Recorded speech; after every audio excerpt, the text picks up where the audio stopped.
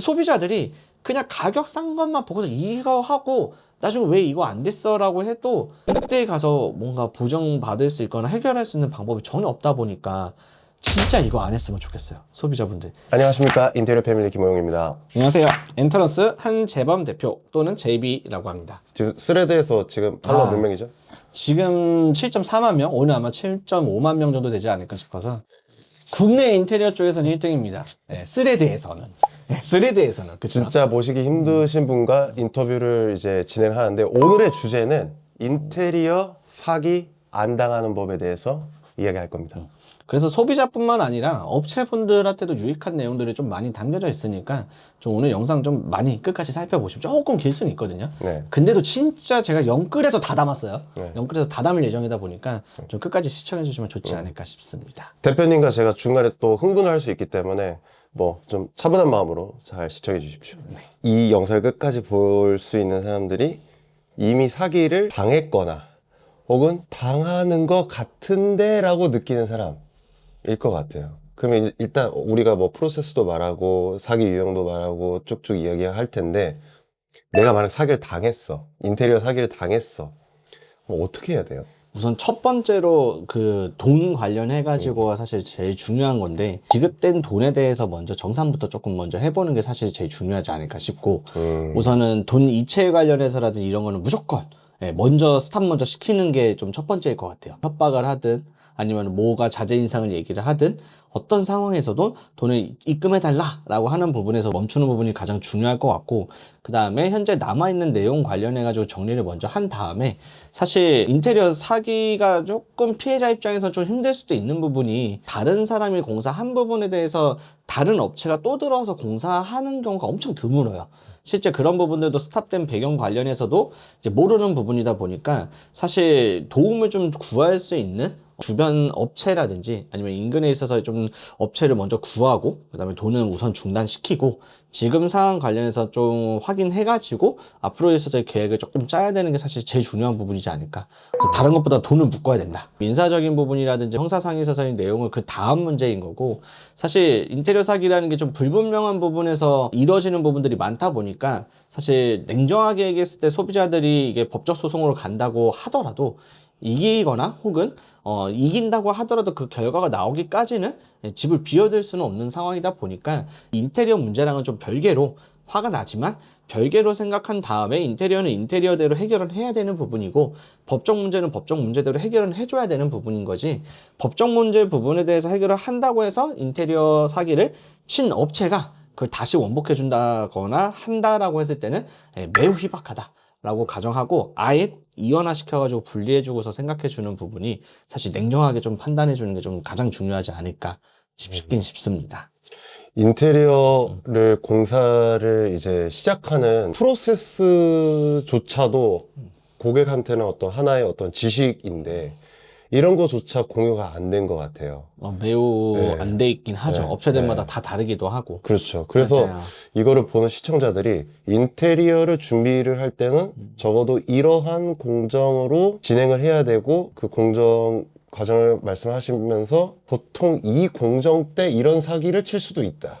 이런 사기를 치는 악덕한 인테리어 업자들이 있더라. 이런 거를 좀 얘기해 주시면은 좋을 것 같아요. 사실 제일 중요한 거는 사기를 어떻게 친다라기보다도 사기를 어떻게 하면 안 당하고 초도에 있어서의 조치를 할까를 먼저 얘기를 하고, 그 다음에 있어서 일어났을 때 좀 어떤 부분으로서 일어나고 방지할 수 있는지를 조금 얘기해 드리고 싶긴 한데, 우선 제일 중요한 건 사실 사기라는 부분은 인강부 차원인 부분도 있는 게, 이게 어떻게 보면 싸고 좋은 건 있다라는 부분에서 시작되는 부분인 건 있거든요. 근데 그리고 급하면은 또 어쨌든 급한 대로 업체들은 또 급한 상황인 걸 알아가지고 그걸 역이용하는 경우들이 많다 보니까, 첫 번째에 있어서의 사기를 조금 방지하는 방법이라고 제안을 먼저 드리는 거는 4개월 정도 전부터 있어가지고 대면 상담을 무조건 받아보라는 걸 좀 추천을 드리고 싶어요. 왜냐면은 인테리어라는 게 사실 고객 입장에서 알아보기도 힘들고, 사실 대면 상담을 받는 것조차도 기회비용이 들어가는 건 맞지만 불투명한 상품이잖아요, 인테리어 상품 자체가. 근데 이 부분 관련해가지고 준비 시간이 좀 많이 들어가야 되는 부분이다 보니까, 최대한 많은 업체에 있어서의 대면 상담을 4개월 전부터 받자 라는 부분이 사실 사기 예방 방법에 있어서 제일 중요한 부분이지 않을까 싶고, 전화로 상담하거나 아니면 카톡이라든지 비대면으로 상담하는 게 사실 소비자 입장에서 제일 빠를 수도 있잖아요. 근데 제일 빠른 게 제일 느린 거거든요. 특히나 인테리어 상품에서만큼은.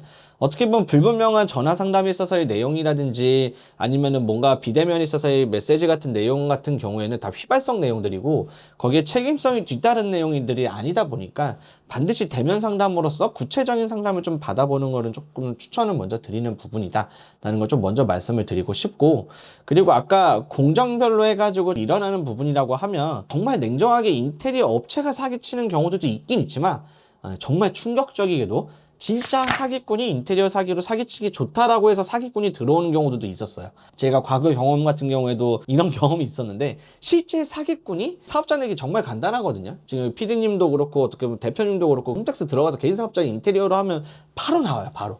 근데 사기를 치는 거를 작정하고서 들어가는 경우들이 좀 많다 보니까 이 내용들도 어떻게 보면은 유튜브 상에서 좀 알려지다 보니까 어떻게 보면 많이들 일어나는 맥락에 있어서의 사기인데, 우선은 돈에 대해서 할인이라든지 아니면 자재값 인상이라든지 요즘에 또 특히나 전쟁 이슈들이 좀 많다 보니까 자재가에 있어가지고 선매입을 해야지 어떤 지금 있는 책정 가격에 할 수 있다.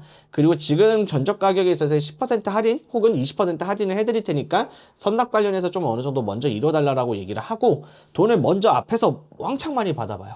그래서 계약금 관련해서 비중 관련해서도 착공하기 전에 50% 이상이 납부가 된다고 하면은 그건 조금 문제 있는 부분으로 바라봐야 되는 부분이고, 사실 대부분에 있어서의 큰 사기들은 이제 착공하고 나서 철거하고 조금 손만 까딱까딱 대고 나서 이제 안 들어오면서 연락 안 받는 경우가 제일 많아요. 목공에 있어서의 뭐 아니면 도배에 있어서의 타일에 있어서의 어떤 뭐 사기라든지 아니면 기타 내용들이 이뤄질 수 있지만, 진짜 찐 사기는 철거 들어가고 나서 어떻게 보면 손을 안 대고 어쨌든 잠적되는 경우들이 가장 많다 보니까 좀 그런 부분에 있어서 어떻게 보면 방지하기 위해서라도 철거 전 공정에 있어가지고 이제 비율에 있어가지고 50% 이상에 있어서의 납부 같은 경우는 절대 안 이루어지게끔 만드는 부분이 가장 중요하지 않을까. 아, 좋아요. 지금 우리가 얘기하는 거는 여러 가지 유형의 인테리어 중에서 주거의 인테리어에 하는 맞아요. 것이고, 주거 인테리어가 처음에 이제 공정이 시작될 때는 보통 이제 철거부터 시작이 되니 맞아요. 그 이후에 잠수 탄다. 맞아요. 그리고 나서 또 어떤 공정이 이루어지죠? 기본적으로 인테리어 공정 같은 경우에는 철거가 들어가고 나서 이제 설비 공사 같이 들어가고, 그 다음에 이제 샤시라고 해서 창문 관련해서 공사가 들어간 다음에 이제 목공사 들어가면서 전기 공사가 같이 들어가고, 뼈대 세우고 이제 딱딱한 형태에 있어서의 물성인 타일 공사 들어간다라고 보면 되고, 타일 공사 들어가고 나서 이제 발코니 쪽 도장 관련해서 공사 들어가고, 그 다음에 필름 공사 들어가고, 그 다음에 도배 공사 들어가고, 마루 공사 들어가고, 그 다음에 욕실 공사 들어가고, 어떻게 보면 가구 들어가고, 중문 들어가고, 조명 들어가고, 청소. 전반적인 형태에 있어서의 공정이라고 보시면 좋을 것 같아요. 네, 업체마다 그리고 그 어떤 현장 환경에 따라 조금씩 다를 수는 있지만 이 정도의 플로우로 흘러간다. 맞아요. 그래서 철거하고 나서 이제 자재가 갑자기 뭐 없다, 혹은 뭐 돈을 더 줘야 된다. 그러면서 이제 사기가 시작된다. 그런 경우 많죠. 네. 맞아요. 그래서 실제 철거하고 나서 조금 소비자 입장에서 억울할 수도 있는 부분이, 철거 행위라는 행위 자체가 들어가면은 공사 지연에 있어서의 문제 같은 형태인 거지 그게 사기죄로 들어가지는 않다 보니까 그때부터 어쨌든 간에 피해자인 소비자가 을로서 계속 들어가면서 어떻게 보면 해야 되는 부분이다 보니까 업자라든지 혹은 그 사기를 치는 사람들도 다 알거든요, 이 부분을. 그래서 철거만 딱 들어가고 자재만 몇 개 들어간 다음에 돈 미리 받아놓은 다음에 그냥 잠수 타버리는 거고, 실제 제가 과거에 이런 경험으로 해가지고 이런 게 한 현장만 들어가는 게 아니라 거의 작전 수준으로 해가지고 한 10개 수준에서 막 20억 정도를 실제예요, 실제.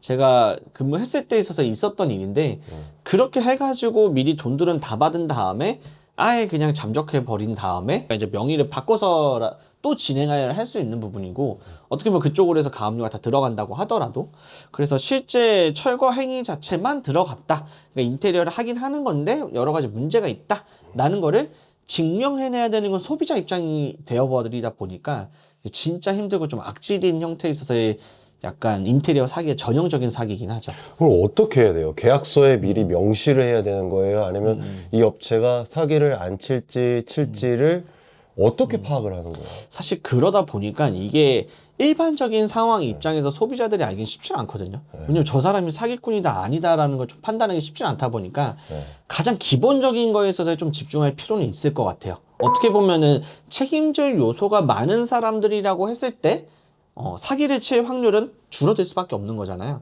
그래서 가장 기본적인 거, 사업자 등록증 상에 있어서 대표자 명하고 상담을 해주는 거나 진행해주는 사람이 있어서 명의가 일치한지 가장 기본적인 건데도 그거 확인 안 하는 경우도 진짜 많더라고요. 그 다음에 두 번째, 사업자 등록증 상에 있어서의 주소가 실제 사무실 주소랑 동일한지, 예를 들어서 아파트 명으로 기재가 되어 있다든지 공유 오피스 같은 형태로서 책임질 소지가 적은 부분에 있어서, 왜냐면 막 예를 들어서 보증금도 안 내는 형태에 있어서의 사업자도 만들 수도 있는 부분이고 나중에 문제가 생겼을 때 근저당이라든지 보증으로 잡을 수 있는 부분이 없잖아요. 그래서 사업자 등록증 상에 있어서의 주소가 명확하게 있는 부분인지, 그 다음에 예를 들어서 요즘에 좀 많이들 얘기하는 실내건축 면허 관련해서도 결국에는 자본금 1억 5천하고 건설 그 조합에다가 5천에 있어서 예치금을 이렇게 비축해 두는 거거든요. 실내건축 면허가 있는데 사기를 치는 확률이 엄청 적어지는 거죠. 왜냐하면 또 실내건축 면허 있는 조건 자체가 첫 번째 사업자 등록증 당연히 있어야 되고 이쪽 관련 직종에 있어서의 직원들이 2명 이상 있어야 되는 거라 5천에 있어서 예치금 있어야 되는 거고 사무실이 존재해야 되는 부분이 전제 조건이다 보니까 아까 얘기했던 형태에 있어서의 전제 조건을 조금 수령하는 부분으로서의 조건이지 않을까. 그리고 입금할 때 있어서 입금자 명이 사업자 명에 있어서의 대표자 명과 동일한지, 그 다음에 실제 법인이라고 했을 때 법인에 있어서의 통장인지 아니면 다른 통장인지를 반드시 확인을 할 필요는 있다. 이것만 확인하더라도 사실 60~70%에 있어서의 어떤 비율들은 좀 줄어들지 않을까 싶긴 싶어요. 이제 사업자랑 면허를 체크하는 거. 근데 다 했어. 그걸 다 했어. 건전한 그런 업체인 것 같아. 아까 공사가 지연이 되는 경우가 있잖아요. 그런 건 어떻게 방지를 해요? 아까 사기에 있어서의 공사 지연은 그 공사 지연 자체가 명목인 거지 실제 공사 지연된 건 아니에요. 네. 그러니까 들어갔다라는 행위만 남기고 아예 사기치는 거니까 이거에 대한 방지는 아까 말했던 그런 방지로서 들어가고, 그 다음에 또 아까 전반부에 살짝 언급했던 그 수금에 있어서의 비율에 있어가지고 너무 높은 형태에 있어서의 비율로서 들어가는 거는 무조건 방지하시는 게 좋고, 혹은 반대로 아니면 공정이 끝났으면은 끝났을 때 있어서의 것들을 확인하고서 잔금을 제외한 나머지에 있어서의 수금 비율들이 있잖아요. 이제 그런 부분들을 좀 쪼개가지고 납부하는 형태에 있어서의 방법도 어떻게 보면 사기를 좀 방지하는 방법이지 않을까 라는 부분이긴 해요. 저희 같은 경우에는 이제 계약금 10% 입금을 하고 착수할 때 있어서 40% 입금하고 이제 공사 중반비가 지나고 나서 40% 입금을 하고 마지막에 공사 다 끝나고 이사 들어오기 전에 AS 요소 확인하고 10% 입금을 하지만, 앞에 있는 착수금하고 중도금 40%, 총 80%의 비율은 고객님 요청 사항에 따라서 다 맞춰드릴 수는 있거든요. 근데 예를 들어서 이거를 맞춰달라고 요구를 하고 공사가 끝나는 거 불안해가지고 좀 그런 부분들 좀 분할로 해서 납부를 하면 안 되냐고 했을 때 거부하는 데가 있다라고 하면은 의심해 봐야 되는 부분인 거고, 공사 진행에 있어가지고 좀 방지할 수 있는 부분에 있어서의 팁도 한 가지 또 추가로 더 드리자면, SGI 관련해서 서울보증증권이 있는데 이제 거기에서 있어서의 증권 발행을 또 해주는 기관도 있어요. 그래서 계약을 이행해주는 계약이행 증권을 또 발급을 해달라고 요청을 하거나, 그 다음에 이제 공사가 끝났을 때 하자보증 이행 증권 관련해서 발급을 해달라고 요청했을 때 그걸 거부하는 업체들은 좀 문제가 있는 부분이긴 하죠. 신용도 조사를 먼저 하거든요. 증권 발행을 하려면은 그 대표에 있어서의 신용도 조사를 먼저 하는데, 신용도가 당연히 돈이 묶여 있거나 통장이 자기 통장이 아니거나 형태라고 하면 아예 증권 발행 자체가 아예 안 되는 업체들도 제가 봤을 때 꽤 많다. 그래서 뭐 다른 부분으로서 당연히 해드리겠다라는 형태를 믿지 말고 주관적인 걸 믿지 말고 좀 객관적인 기준으로서의 어떤 방어막이라고 해야 될까요? 소비자들의 그런 증권 발행에 있어서의 도구를 좀 이용하는 것도 어떻게 보면은 계약을 이행 안 했을 때 그런 제도적 장치에 대한 객관적인 부분에 대한 보호 장치를 마련하는 것도 사기 방지에 있어서 가장 중요한 것 같은 느낌이긴 합니다. 좋은 꿀팁이네요. 이제 뭔가 진짜 법적인 제도적인 부분을 어떻게 체크하라는 걸 얘기를 해주셨는데, 사기라는 게 되게 달콤하게 얘기를 잘 하잖아요. 아, 그렇죠. 그리고 이제 정말 우리는 건전하고 믿을만하고 이런 이야기를 정말 기가 막히게 잘 한단 말이죠. 이제 그런 사기를 치는 인테리어 업체들의 특징이 있다면 뭐가 있을까요? 근데 제가 생각하는 건 어려운 용어 써가면서 이건 이렇게 하셔야 되고 여기는 이런 공정을 하셔야 되고 이런 걸 할 것 같거든요. 우선 가장 결정적인 거는 말씀하신 것처럼 가장 매력적인 조건을 제시해 주죠. 우선 금액이 싸겠죠. 그 다음에 이제 파격적인 할인 관련해가지고 뭔가 요구를 한다. 네네. 아니면 제시를 한다. 네. 인테리어 견적은 쌍년적을 찾으려고 하면서 상담을 받고 진행을 하면은 나중에 문제시 되는 경우가 엄청 많거든요. 예를 들어서 A라는 업체에서 받았을 때 있어야 금액은 이 정도, 1억인데 B라는 업체에서 받았을 때 막 4천만 원이에요. 같은 내용인데도. 그리고 또 C라는 업체에 갔을 때는 6천만 원이고, 그러면 또 이제 D라는 업체에 갔을 때는 또 1억 2천이에요. 그래서 처음에는 이제 막 낙폭이 엄청 심해지거든요. 같은 내용으로 상담을 받았는데도 왜 견적이 다 다르지라고 하면, 첫 번째는 어떻게 보면은 이제 자재에 있어서의 통일 기준을 조금 명료하게 만들어가지고 자재를 한번 다 통일시켜 봐라 라고 했을 때 이렇게 됐던 형태에 있어서의 금액적인 차이가 중간폭으로 줄어들거든요.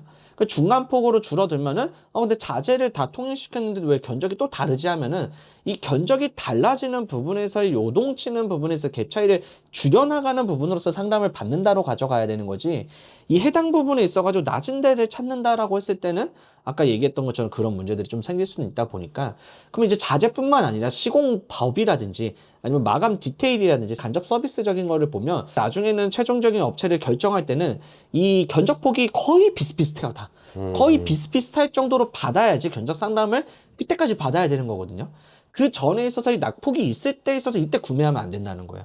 주식도 마찬가지긴 하잖아요. 막 이렇게 막 낙폭이 있는 형태보다 조금 더 안정화된다고 했을 때 이때가 맞는 구간이구나 생각하고서 그때 계약을 해야 되는 게 맞는 거지, 어떻게 보면 조금 더 이제 사기를 좀 안 당하는 부분으로서 이제 좀 진행될 수 있지 않을까 싶어요. 내가 원하는 스타일의 인테리어를 하기 위한 적정 수준의 시세를 찾아가는 그런 맞아요. 여정이라고 맞아요. 보면 되겠네요. 맞아요. 저같이 조금 더 뭔가 또 세심하게 하고 싶은 사람들은 이런 게 궁금할 것 같아요. 세부 견적서? 여기에 어떤 타일이 들어가는데 이 타일의 가격이 얼마지?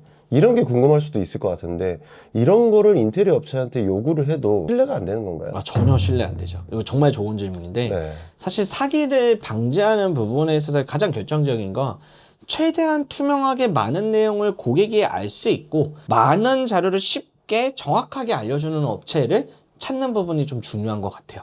예를 들어서 결국에는 인테리어 상품 자체는 불투명한 상품이다 보니까 인테리어 업체가 해야 될 일은 작업자들 전화 받고 현장에서 뭔가 관리해주는 일이 인테리어 업체가 해야 될 일은 아니고요. 이 불투명한 거를 얼마만큼 고객이 알 수 있고 투명하게 만들어주면서 디자인적으로라든지 시공적으로 제공해주는 게 인테리어 업체가 해야 될 일이다 보니까, 아까 말씀하신 타입 회배당 가격이라든지 견적서에 대한 상세한 내용은 무조건 완전 100% 필히 꼭 챙겨야 되는 내용이다. 근데 이런 부분들 상세 견적서가 없는 업체들은 견적서 그런 데들은 이제 두루뭉실로 해서 견적을 나와요.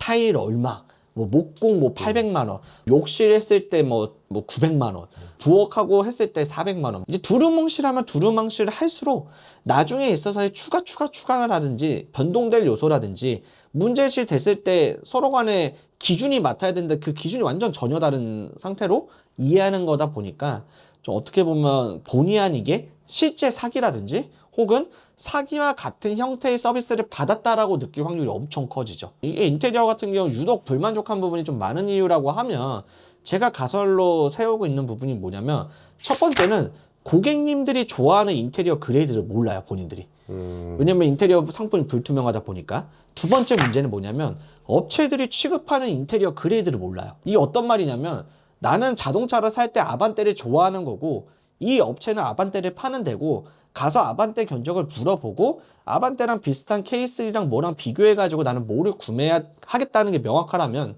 고객 입장에서 내가 좋아하는 이 인테리어가 아반떼인지 소나타인지 제너시스인지 모르고, 이 업체가 주력으로 취급하는 데가 아반떼인지 소나타인지 모르고, 마지막으로 더 큰 세 번째 문제는 이 업체들이 고객님들이 희망하는 그레이드를 몰라요. 그러니까 고객님들이 아반떼를 좋아하는지 소나타를 좋아하는 제너시스인지 모르다 보니까, 그러면은 그 부분에서 이제 고객 입장에서 나는 제너시스를 생각했고 내가 제너시스는 이런 거다라고 생각했던 거를 다 얘기를 해주고 상담하고 계약 진행했는데 실제 아반떼가 나와버렸어요. 진짜 사기 말고 요즘에 인테리어 사기당했다라고 SNS에서 많이 올라오는 경우가 사실 지금부터의 사례들이긴 하거든요.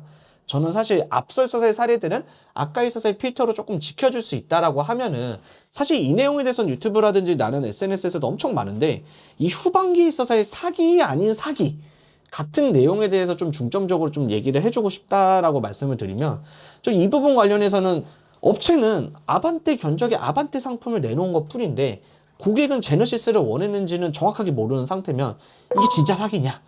라고 했을 때 이제 그런 부분에서 오차 범위가 좀 많거든요.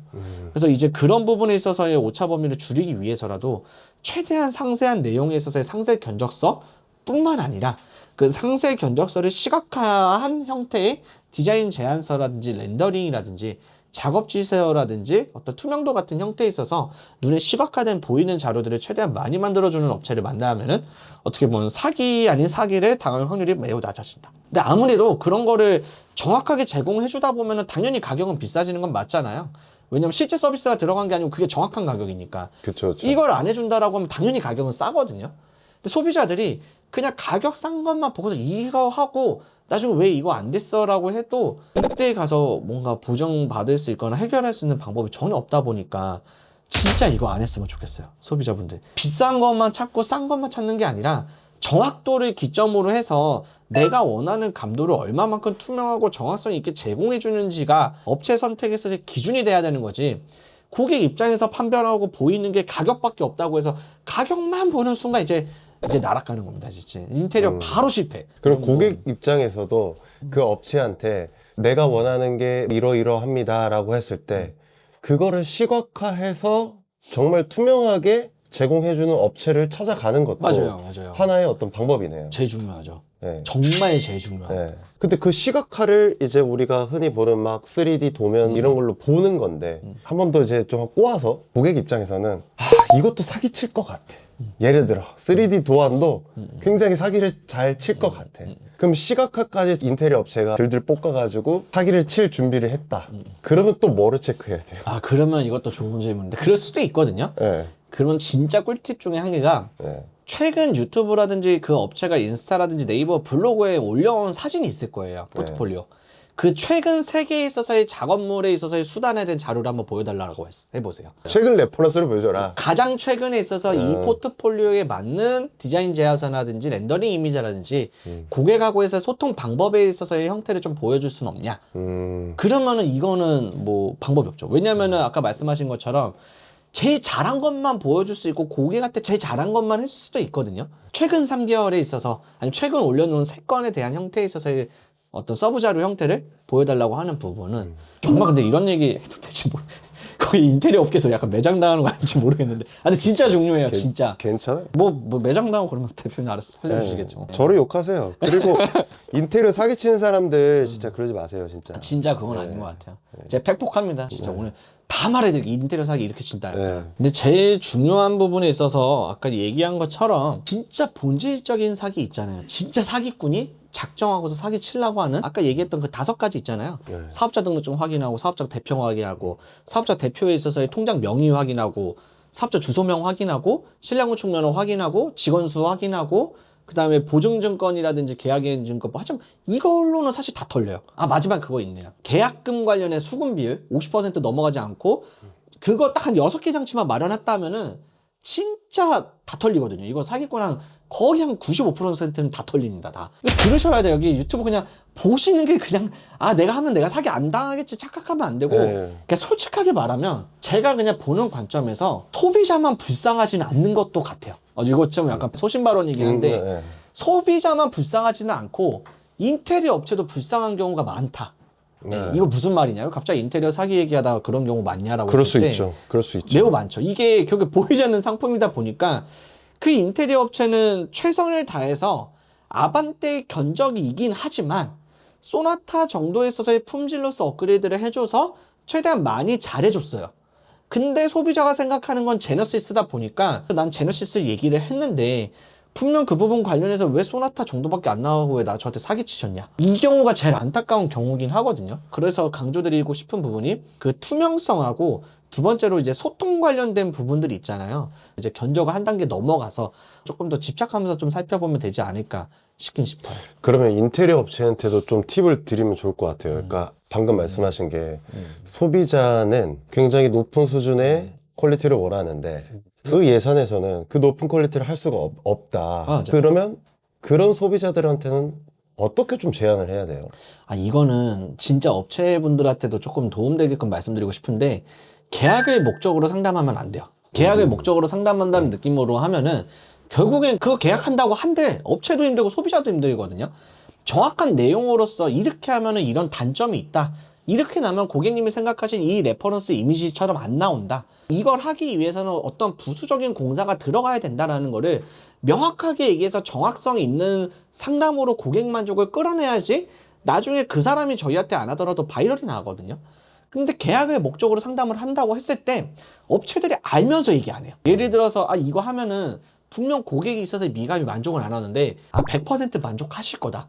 전혀 문제 없다. 이런 말이 안 되는 거에 대한 형태로 계약을 목적으로 상담하지 마시고 분명히 업체 입장에서도 어떤 미감적인 도출을 위한 형태로서 경량화된 대로 아니면 했던 대로 형태에 있어서의 상담이라든지 견적 제시 하지 마시고 고객님에 있어서의 그레이드 파악을 가장 먼저 한 다음에 그 그레이드와 내가 주력으로 밀고 있는 상품에 있어서의 차이에 대한 얘기를 풍부하게 얘기해주면서 상담을 해야지 어떻게 보면 업체도 덜 힘들고 고객도 만족할 수 있는 부분이지 않을까. 도대체 왜 그러는 거예요? 인테리어 업체들이 왜 자꾸 그렇게 그냥 욕심을 내는 거 아닙니까? 말 그대로 이 사람 약간 호구 같아. 돈을 내가 조금 더 받아낼 수 있을 것 같아. 그러면서 적당히 만족도 시킬 수 있을 것 같아. 이런 심리 아닙니까? 인테리어 업체가? 그것도 틀린 말도 아니긴 하죠. 근데 저도 어쨌든 업체 관리만 거의 12년 동안 했던 입장에서 봤을 때 실제 그러는 분들도 있고 아니면 본인이 인지 못하는 경우가 있어요. 진짜 몰라요. 미감을 모르는 거예요. 미감을 모르니까. 미감을 몰라요. 왜 좋아하고 그게 이쁜지를 모르고 자기 식대로 해석하는 거예요. 그럼 직업을 바꿔야죠. 직업을 바꿔야죠. 이건 맞는 말이긴 해요. 태도와 명도라든지 디테일한 네. 형태의 쉐입이라든지 어떤 질감에 있어서 디자인이 뭐가 다른지 몰라요. 오크색만 해도 거의 한 수십 가지 수백 색이 있고 그렇죠. 흰색만 하더라도 이런 완전 화이트한 퓨어가 있고 아이보리가 있고 베이지틱한 형태가 있는데 이제 이런 차이를 구현해내는 방법을 모른다. 그리고 공부를 안 한다. 중요한 건 인테리어 업체 공부를 안 해요. 공부를 알려고 하지 않고 했던 대로만 하려고 하다 보니까 직업을 바꾸셔야 돼요. 요즘에 소비자들도 계속 똑똑해지는 상황에서 의도치 않게 진짜 사기꾼으로 한순간이에요. 진짜 사기를 치려고 하는 마음에 있어서의 그런 것보다도 본인이 인지 못하는 상태에서 사기꾼이 되어버리는 과정이 훨씬 더 많은 것 같아요. 한 80%가 그런 것 같아요. 또 반대로 생각하면 인테리어 업체들이 공부를 이제 해야 되는데 대표님 블로그 가서 공부되나요? 스레드하고 이렇게 홍보해도 돼. 스레드 여기 삐삐 블로그하고 이것만 보셔도 농담이고요. 아니 진짜로 공부할 자료도 되게 많은 것 같고 그러니까 기본적으로 그런 거잖아요. 물론 유튜브에도 나오는 인테리어 업체들이 뭔가 자기들이 잃을 게 많으니까 조금 더 믿을만 하겠다만 실제로 그 대표자가 모든 현장들이나 담당하는 인테리어를 하지 않는 거기 때문에 무조건 유튜브에 나오는 업체만 믿고 하기보다 기본적인 어떤 디자인 상담이나 대면 상담을 할 때 여러 가지를 체크해야 되는데 아까 대면 상담을 꼭 해보라고 했잖아요. 무조건. 네. 이 대면 상담할 때 또 뭐 어떤 걸 체크하면 또 좋을까요? 뭐 직원 수나 사무실 분위기를 보는 거. 또 뭐가 있을까요? 우선은 제일 중요한 부분이 뭐냐면 어쨌든 간에 실제 인테리어 가격하고 퀄리티는 견적서가 구상되는 부분에 있어서의 비중에서 자재가 차지하는 비중이 한 25%고 이제 시공비가 차지하는 비중이 보통 30% 혹은 25%라고 하면은 이제 간접 서비스에 대한 형태가 25%, 그 다음에 시스템에 대한 부분이 어떻게 보면 25%로 해서 100%가 다 채워지는 부분이긴 하거든요.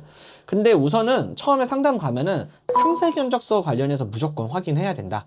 그러면 상세 견적서에 대한 내용이 뭐냐면 자재에 대한 형태에 있어서 회배당 가격도 나와 있어야 되는 거고 시공자에 있어서의 품수도 나와 있는지도 확인해야 되는 거고 얼마 정도에 있어서의 작업자가 들어와야 되는 품수가 책정돼 있는지도 확인해야 돼요. 왜냐하면 자재에 있어서의 통일만 한다고 해서 가격이 똑같아지지 않고 시공자들도 쉽게 말하면 도배를 한다고 하면은 다 교육생만 들어올 수도 있어요. 실제로 가격이 너무 싸게 들어가면은. 근데 시공하시는 분들도 고수 가격 다르고 중수 가격 다르고 초보 가격 다르고 교육생 가격 다르거든요. 그 인원 비율을 어떻게 구성하는지 고객은 몰라요. 품수가 뭔가요? 한 명이 하루에 일하는 양에 있어서의 급여.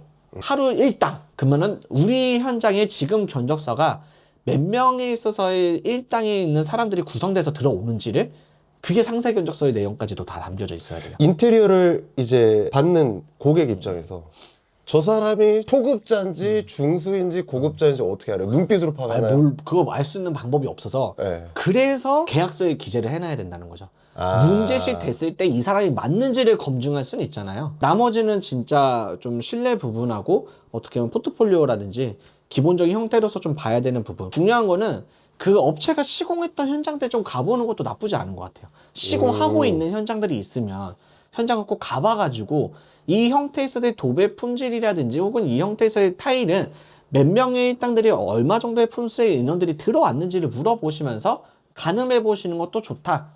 이것도 꿀팁인 것 같은데요. 그렇죠? 이게 인테리어를 이제 받는 입장에서 지금 딱 이야기를 들어보면은 질문을 할 것도 많고 막 봐야 될 것도 많고 이런 거 하기 귀찮거든요. 너무 많죠. 네. 그렇죠. 그럼에도 이거를 해야 되나요? 안 하려면 뭐 어떻게 해야 되나요? 그냥 딱 한 가지만 생각해 보면 되는데 네. 봐봐요. 인테리어 하는 그 집 있잖아요. 네. 평생 모아둔 돈 자산 다 연끌해서 산 거예요. 그리고 거기 인테리어 한 번 더 하려면 한 번 더 연끌해서 가장 큰 재산 다 몰빵해가지고 하는 게 인테리어예요. 그렇죠. 근데 안 하신다고요? 그러면은 차라리 인테리어 자체를 안 하셔야 되는 게 맞아요. 그런 네. 고객들의 어떤 부지런함 혹은 좀 알려고 하는 의지도 필수다, 필수. 필수다. 무조건 필수다. 네. 몇십억짜리 막 몇억짜리 아파트인데 그걸 안 하면은 그냥 알아서 해주세요가 제일 위험한 말이에요. 제일 위험한 말. 저희한테도 알아서 해준다? 아니요, 상담 더 받아보세요. 아니에요, 좀 더 받아보세요라고 하고 내보냅니다. 실제로. 왜냐면 제가 잘해드려도 잘해드린지 모를 거니까. 아, 그렇죠, 네. 그렇죠. 기준이 있어야 되는데 네. 기준이 맞지 않는 선상에서는 사실 서로가 오해하고 서로가 서운해요. 그러니까 많이 알아봐야 돼요. 힘들지만. 네. 이게 사기라는 유형도 있을 것 같은데 인테리어 업체와 고객과의 어떤 간극이라고 하는 것도 있을 것 같아요. 그러니까 제가 어디서 들었는데 고객이 어디 뭐 셀프 인테리어 카페라든지 주변 사람들한테 들어서 인테리어 업자가 보기에는 약간 어설프게 알고서 상담을 시작하는 거죠. 그러다 보니까 간극이 안 메워지는, 결국에는 인테리어 업체 너희들이 나한테 사기쳤어 이렇게 되는 경우가 많죠. 많은 것 같아요. 매우 많아요. 그게 아마 모든 갈등의 시작이지 않을까. 맞아요. 그러면은 이럴 때 고객은 어떻게 조금 행동을 해야 되고 인테리어 업체들은 어떻게 좀 행동을 해야 되는지 약간 그런 경험이나 꿀팁이 있을까요? 그래서 아까 말씀드린 것처럼 그 최대한 공정별로 내용에 있어서의 공사 내용을 네. 서로 간의 자재에 있어서의 통일, 상세하게 다 쭈루루 다 맞춰서 서로 간에 합의할 만한 형태에 있어서의 기준인, 그게 디자인 제안서라든지 어떤 서면화된 자료거든요. 그것들 최대한 구체화시켜서 많이 만들어 놔야지 나중에 있어서의 그런 오해에 있어서의 갭 차이들이 없다. 근데 그런 문제 대부분이 생기는 부분들이 그런 형태의 서면화된 자료라든지 서로 합의된 형태에서의 자료들이 없는 경우들이 거의 대다수예요. 왜 없죠? 왜냐하면 그거 만드는 것 자체가 힘들고 어려우니까. 그리고 귀찮으니까. 업체들 입장에서는. 왜 그런, 왜 사업을 하는 거예요, 근데? 근데 또 문제는 결국에 그런 자료를 만들어주는 건 직원이 있어야 되는 거잖아요. 네, 그렇죠. 디자이너라든지 혹은 그 현장을 풀어줄 현장 관리를 잘해주는 현장 소장이 있어야 되는 거고. 네. 그리고 실내건축 면허가 있으려면 당연히 부가세 납부해야 되는 거고 산재보험료 납부해야 되는데 고객은 그걸 원하는데 가격은 싸게 하길 원한다. 이 간극에서 문제들이 항상 있는 것 같아요. 고객은 싸게 하고 싶으니까 직원에서 뽑는 형태의 간접노후비는 견적서에 반영되길 희망하지는 않고 업체 입장에서는 아니 해줘야 되는 건 맞는데 해주면 가격이 비싸지는데 싸게 해줘서 그냥 해줬어. 계속 이 문제만 거의 계속 반복되는 것 같은.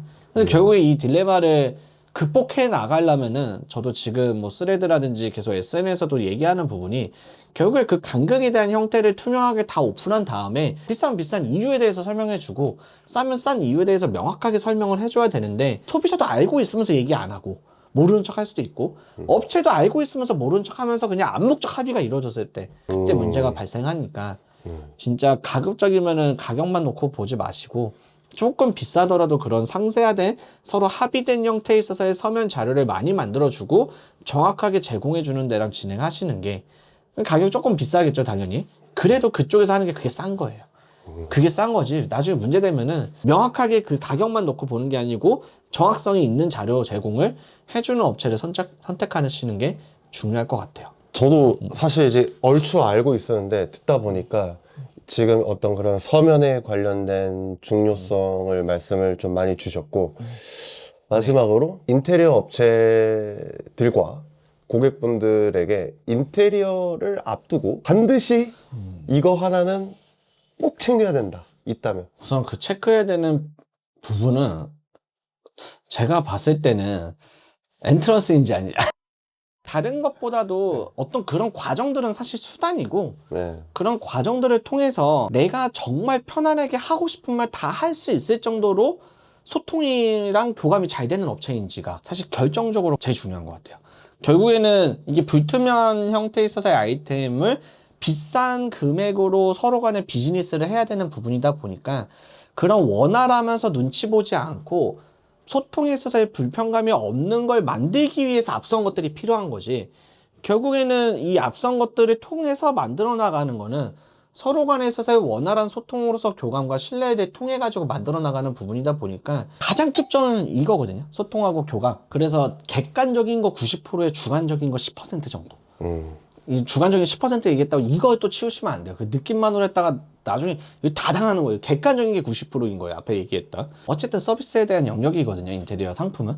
그래서 좀 그런 부분 관련해서 좀 챙기는 부분도 완결성 있는 형태로서 꼭 필요한 작업이지 않을까 싶습니다. 이 영상을 많은 인테리어 준비하시는 시청자분들께 많이 전파해 주시면 좋을 것 같습니다. 인터뷰 오늘 이렇게 마치고 오늘 네.